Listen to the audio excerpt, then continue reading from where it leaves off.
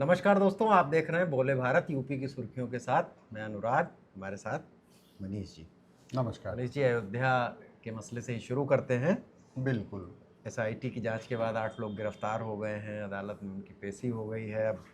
और अब वहाँ वकीलों ने एक नया हंगामा खड़ा कर दिया है। एक और डेवलपमेंट ये है कि सुप्रीम कोर्ट में एक याचिका दायर की गई थी इसके लिए कि इसकी तुरंत सीबीआई जांच की जाए। तो सुप्रीम कोर्ट ने ये कहा है कि इतनी भी क्या जल्दी है, केस रजिस्टर हो ही चुका है बिल्कुल। और हम इसको सुनेंगे छुट्टियों के बाद। हाँ। सुप्रीम कोर्ट में गर्मी की छुट्टियां होती हैं, जज नहीं होते हैं, तो हम्म। उसमें ये अनुरोध किया गया था कि इसको मतलब बहुत प्रायोरिटी बेस पे तत्काल सुना जाए।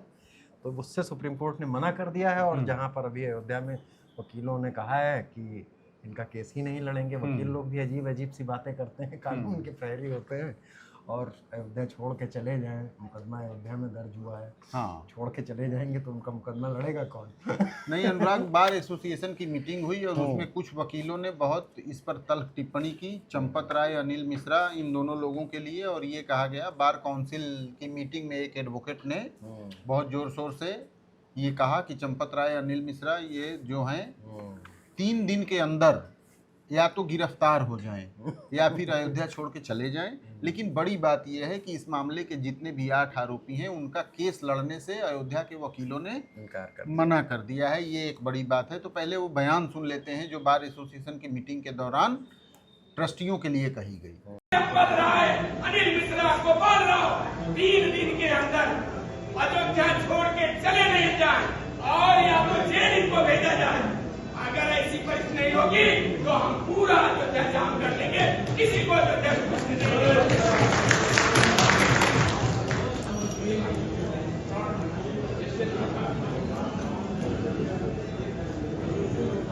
तो आप स्पष्ट तौर पर ये तो बहुत उत्तेजित नजर आ रहे हैं वकील साहब। हाँ, बहुत उत्तेजित नजर आ रहे हैं। और देखिए, अयोध्या के बारे में मैं आपको बता दूं कि अयोध्या जब बाबरी मस्जिद का ढांचा गिर गया था और उसके बाद वहाँ जो टेंट में राम का मंदिर था, उस समय एक आतंकवादी हमला हुआ था। रामलाला टेंट में विराजमान थे तब आतंकवादी हमला हुआ था जिसमें 5 आतंकी मारे गए थे। सिक्योरिटी फोर्सेस ने उन्हें मार दिया था।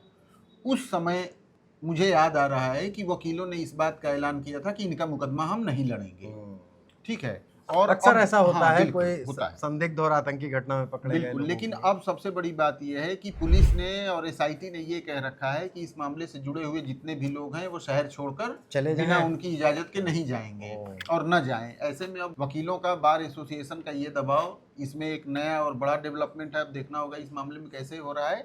और वकीलों के आरोपियों का केस न लड़ने की वजह से वीडियो कॉन्फ्रेंसिंग के जरिए सुनवाई की खबर आई है, क्योंकि 3 दिन जो जुडिशियल कस्टडी थी वो आज पूरी हो गई। उसमें कई सारी बातें हैं। हाँ। कि यहाँ लाएंगे कचहरी में तो फिर कुछ बवाल हंगामा भी हो सकता है। बिल्कुल। और वकील लोग ऐसा कह ही रहे हैं। और इस बीच में खबर ये भी तो आ रही है कि चंपत राय शायद दिल्ली रवाना हो गए हैं। चंपत राय दिल्ली रवाना हो गए हैं।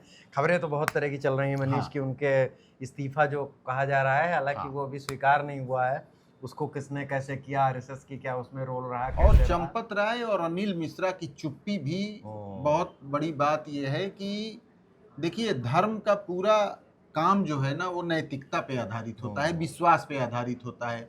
विश्वास तो चला गया है, लेकिन क्या नैतिकता बची है क्या? अब उसमें 2-3 बातें हो गई हैं कि 8 लोगों की गिरफ्तारी हो गई। और जब ये मनीष प्रकरण चर्चा में आया था, तो आपको याद होगा कि शुरू में ही चंपत राय का एक वीडियो जारी किया, तुरंत 24 घंटे के अंदर कहा था कि सारे इंटरनल ऑडिट चल रहे हैं और कोई अभी तक कोई उल्लेखनीय बात नहीं है। वो भी अब उनके गले की फांस बनती जा रही थी। ऐसी भी क्या जल्दबाजी थी? अगर या तो वो बात सही थी या तो ये बात सही है। और तब तो आपने इतनी जल्दी उस पर कमेंट कर दिया, अपना वीडियो जारी कर दिया। लेकिन अब क्या हुआ? आप एक जिम्मेदार पद पे बैठे हुए हैं ना, राह चलते व्यक्ति नहीं है कि आपकी कोई लायबिलिटी नहीं है।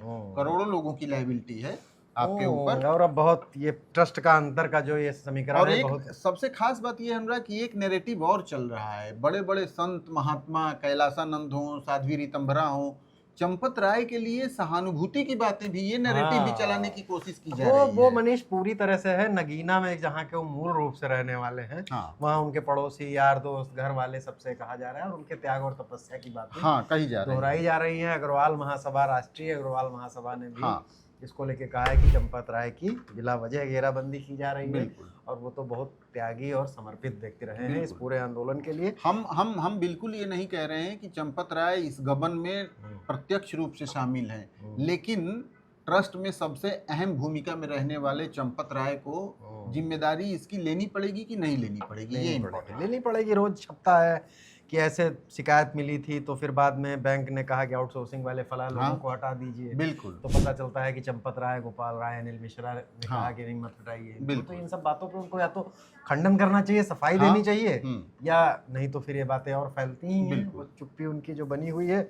अगली खबर पर आते हैं मनीष। सीएम योगी लगातार पूरे प्रदेश भ्रमण पर हैं और रोज ही न हम लोग चर्चा करते हैं कि आज इस जिले में रहे, आज उस जिले में रहे।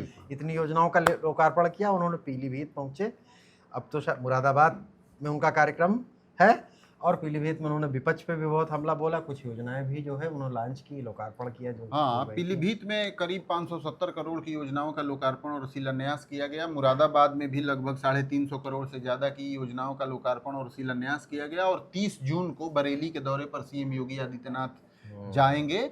सबसे खास बात यह है अनुराग कि राम मंदिर के चढ़ावा और उसकी चोरी को लेकर जो मामला राजनीतिक भी हो गया है, उसमें पिछले 24 घंटे में सीएम योगी आदित्यनाथ के 2 बहुत अहम बयान सामने आए हैं, जो समाजवादी पार्टी की घेरेबंदी के लिए बहुत तगड़े माने जा रहे हैं। पहला तो ये कि उन्होंने अखिलेश यादव का नाम लेते हुए, जबकि वो थोड़ा बचते हैं, अखिलेश यादव का नाम लेते हुए कल उन्होंने कहा था कि राम मंदिर मुक्ति आंदोलन की तो बात हो गई, अखिलेश यादव चढ़ावे के मामले को लेकर इतना मुखर हैं और तमाम आरोप लगा रहे हैं। श्री कृष्ण जन्म मुक्ति के मामले पर उनकी क्या राय है? यदि वो इतने धार्मिक रूप से प्रबल दिख रहे हैं, नैतिक रूप से, तो श्री कृष्ण जन्मभूमि मुक्ति के मामले पर उनकी क्या राय है?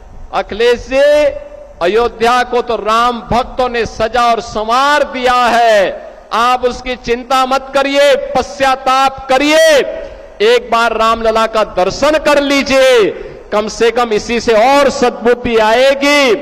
और अब तैयारी करिए कि हम कृष्ण कन्हैया के लिए भी कुछ कर सकें। अब मथुरा की बात करिए। अगर सचमुच अपने को धार्मिक कहलाने का प्रयास कर रहे हो तो मथुरा वृंदावन पे खुल करके बोल दीजिए, श्री कृष्ण जन्मभूमि पर खुल करके बोल दीजिए, और बोलिए ना कि श्री राम जन्मभूमि मुक्ति के आंदोलन की तर्ज पर ही श्री कृष्ण जन्मभूमि की मुक्ति का भी अभियान चलना चाहिए। और इसी बीच खबर आई है कि अखिलेश यादव के बच्चे काशी विश्वनाथ का दर्शन करने गए हैं और अर्जुन वहां पहुंचे। हाँ, तो अब समाजवादी पार्टी को इस पर भी जवाब देना होगा। और पीलीभीत में योगी आदित्यनाथ ने बड़ी बात ये कही है कि यदि साइकिल चलती रहती, यानी कि सपा की सरकार, दंगे होते रहते, कर्फ्यू लगा रहता। और इसीलिए तो उत्तर प्रदेश की जनता जनार्दन ने इनकी साइकिल को पंचर करके इस लायक बना दिया कि वो चलने ही न पाए, क्योंकि वो साइकिल चलेगी तो दंगा करवाएगी, उपद्रव करवाएगी, कर्फ्यू लगाएगी, गुंडागिर्दी करेगी, बेटी की सुरक्षा में सेंध लगाएगी, व्यापारी के साथ लूटपाट करेगी, गुंडागिर्दी के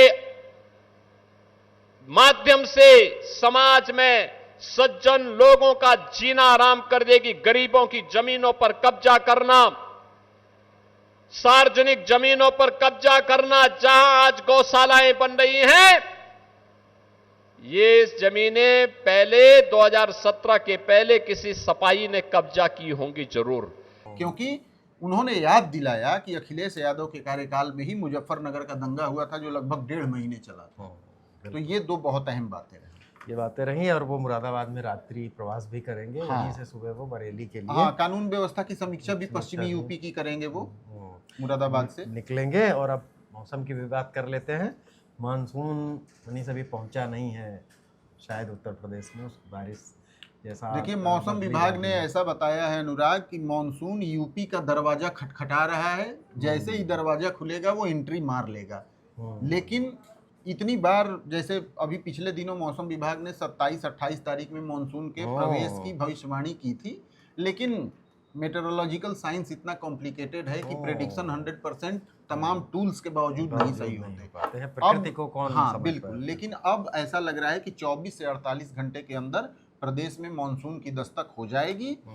जून के महीने में मानसून का प्रवेश हो जाए तो ये बड़ी बात होगी, नहीं तो बड़े लंबे समय बाद ऐसा होगा कि जून का महीना खत्म हो गया और मानसून की एंट्री नहीं हुई, करीब 15 दिन लेट हाँ, हो जाएगा। लेकिन बिहार से लगे हुए जिले, तराई के जिले और मध्य यूपी तक के कुछ जिलों तक में अगले 24 घंटे के लिए बारिश का अनुमान मौसम विभाग ने लगाया है। तो लगाया है। लेकिन बारिश होना मानसून के आगमन की पुष्टि नहीं है अनुराग, उसके बहुत सारे पैमाने होते हैं। तो जब मानसूनी तक- हवाओं हाँ, से वो बारिश नहीं होती है। बिल्कुल बिल्कुल, तो जब तक मौसम विभाग ये डिक्लेयर न कर दे, लेकिन ऐसा लग रहा है कि 30 तारीख बीतते बीतते मानसून के आगमन की घोषणा हो जाए। और ह्यूमिडिटी तो बढ़ी है इधर के हिस्सों में, बिल्कुल लोग उमस से परेशान हैं, तो ये भी एक माना जाता है कि मानसून नज़दीक ही है। बिल्कुल तो हो सकता है कि और बाकी गर्मी से लोग अभी परेशान हैं। बिल्कुल। बदली के बावजूद उमस जो है वो हाँ, हाँ। 44 डिग्री तापमान से ज़्यादा परेशान कर रही है। एकदम बिल्कुल पसीने से भीगे हुए बिल्कुल। हैं। देखिए हाई टेम्परेचर में थोड़ी भी ह्यूमिडिटी बहुत परेशान करती है, ये ये इम्पोर्टेंट है। तो उम्मीद करते हैं कि 1-2 दिन में मानसून आ ही जाएगा। मौसम और किसान, आम लोगों को भी राहत मिलेगी, किसानों को भी राहत मिलेगी, क्योंकि अब तो खेती के लिए भी जहाँ धान की रोपाई हो गई है वहाँ पानी की बहुत तंगी है बहुत अनुराग, और तंगी है। नर्सरी में भी संकट है। तो अब ये आ ही जाना चाहिए मानसून को, बिल्कुल, क्योंकि अब बिल्कुल किसान इंतजार कर रहे हैं कि बारिश कब होगी। तो इसी के साथ यूपी की सुर्खियों को विराम देते हैं। कल फिर नई सुर्खियों के साथ हाजिर होंगे। नमस्कार, धन्यवाद, देखते रहिए बोले भारत। नमस्कार।